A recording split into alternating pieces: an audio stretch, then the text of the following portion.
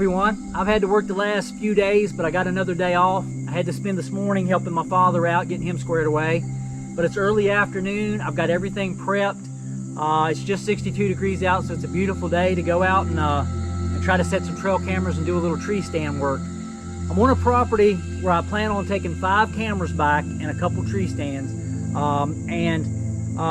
It's a property I'm very emotionally connected to. I care deeply for the man that owned it, that got me on it, and I've since stayed in contact with his family. They're a Marine family, his son and his daughter, and so I've stayed in contact with them, and I'm still allowed to be here, and I'm blessed for that. It's also a place that's very special to me because the last few hunts that I had with my father, which I don't know that I'll ever have anymore, he's a double amputee, he's not in the best of health, I doubt that I'll ever get a chance to hunt with him again. But the last few hunts that I had with him and the last 2 bucks that he harvested, he took from back here. So I've got I really like this place a lot. I got a lot of great memories here. So I'm gonna take 5 cameras back and get them set. So come on back with me. It's a real special place, and I'll show you my trail cam setups.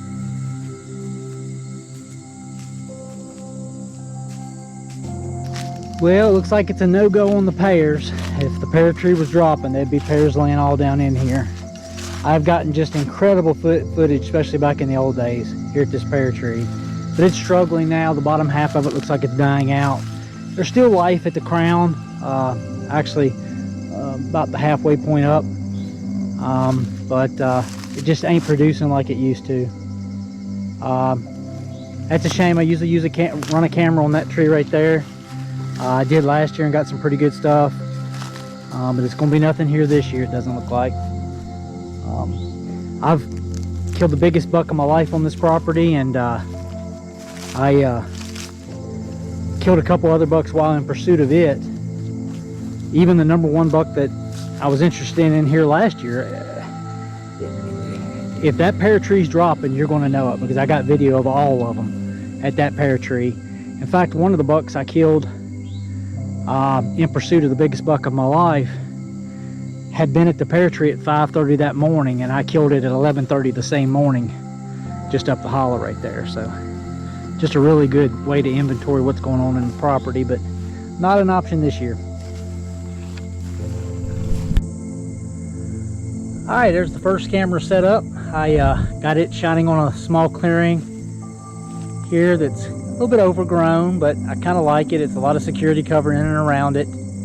Don't know what acorns are doing back here yet, but on a bad acorn year, you'd be surprised how much this little clearing draws them in. But there's a pinch point over here to the left, and they come through right here, or they can actually come through this little pinch point this way and come off this point where the tree line is. So I always set a camera back here also. I've run one back on this point for a very, very long time. I've got one of the better lick branch situations up here. It's one of those jointed ropes where I've got the rope through a piece of vine. I just drilled holes to the vine, and there's rope going all the way through the vine. And what that does is it makes it jointed. So breaking it, and it gets a lot of movement, you know, if a deer wants to move on it. So it's a pretty good spot on this point. It doesn't look anything like it did back in the old days. It was much more open. It's starting to overgrow here with pines and stuff, but a lot of game use this point. All right, that's it. She's set up, and I got it pointing right at the branch and the point, so anything that comes across it, yeah, they like to work up. There's a real defined trail right over there that pops over, but I get a lot of just animals working up and down this point. All right, I got the third one set up. This is actually on a steep ridge. I don't put a lot of cameras on the sides of steep ridges, but there's a 3-way intersection of deer trails here that I noticed last year that was really wore out bad. And it seems like every time I would come in, I come in from down the bottom, I would jump deer up here on this ridge. It just seems like this ridge gets a lot of activity. So I went ahead and did one of those hanging ropes, real high hanging ropes that comes down to the jointed vine right here, or lick branch. and I'm going to be placing my tree stands just right down in there. There's a dip and it comes back up. I'll be putting them right up there. So this is where I believe is one of the best spots on the property to hunt. Alright, here I am at the forest setup. I've got this camera set up at a location that I've only run now for I think 2 years. I might have started it late the year before last. I don't think I've even had 2 full years on it, but this is a place where I killed the hole in the hornbuck. I actually shot it just right up there, and it ran right across right here and died in the creek. I'm up at the head of a creek hollow right at the property line, and I have a just a bunch of clump of vines right there kind of set up. I've got tree steps holding them, and I've screwed them in and stuff, and it's just kind of a ragtag little bit of vines right there, but it does get some activity. I haven't had any real good bucks on it yet, but I'm hoping this year will be the first year for that. But I've had a lot of deer activity and bear activity and such, so I'm hoping a big buck comes in and works it.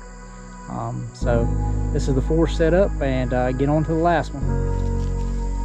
Alright, this is the final camera that I'm going to put here. I might bring one more in later at a spot I'm kind of interested in, but I doubt it. I'll probably just run these 5.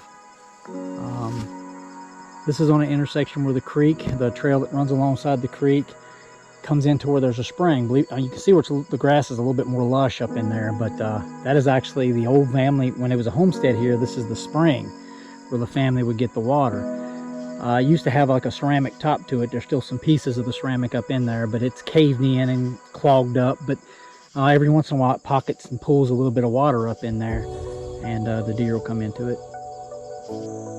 So this is where I was thinking about putting another camera. Every year for the last 4 years, there's been a ton of scrape activity underneath these pine limbs. As the pine gets bigger, more limbs sprout out at about that level, and they just keep using it. But I don't really know where I would mount the camera. Now, if I brought one in here, I have to open up a spot off of that tree right there, but if I brought one in here, most likely I'd trim a bunch of branches and stuff, and it would just be one of those wild game innovation cameras. But this just gets a ton of scrape activity just on its own. For more awesome content, like and subscribe now.